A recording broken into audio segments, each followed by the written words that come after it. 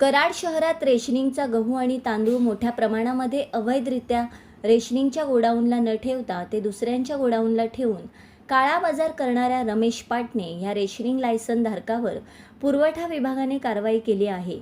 अवैधरित्या ठेवण्यात आलेले गहू आणि तांदळाचे साधारण 200हून अधिक पोती पुरवठा विभागाने ताब्यात घेतली आहेत।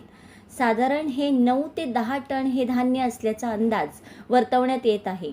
अधिक तपास पुरवठा विभाग करत असून यामध्ये आणखी कोणाचा सहभाग आहे याचा सुद्धा शोध पुरवठा विभागाकडून सुरू झालेला आहे।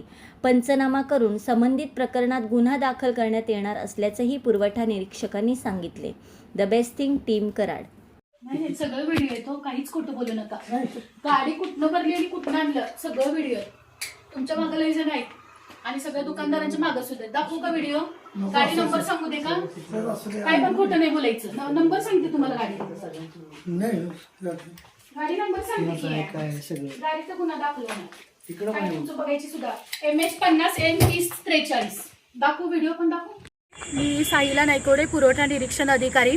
आज दिनांक 29 मार्च 2026 रोजी सकाळी 9 वाजता मला खबर लागली की वाखन रोड येथे एका शेडमध्ये सार्वजनिक वितरण व्यवस्थेअंतर्गत वितरण होणारा गहू व तांदळाचा साठा आहे।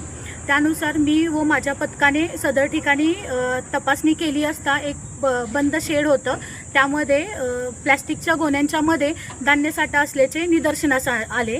त्यानुसार संबंधित व्यक्ती ज्याला ते शेड भाड्याने दिलेलं होतं त्या व्यक्तीला तिथे बोलवून घेण्यात आलं व सदर शेडचे कुलप उघडून त्या ठिकाणी गहू व तांदळाचा साठा असल्याचे निष्पन्न झाले। त्यानुसार सदरचा साठा आम्ही जप्त केलेला आहे व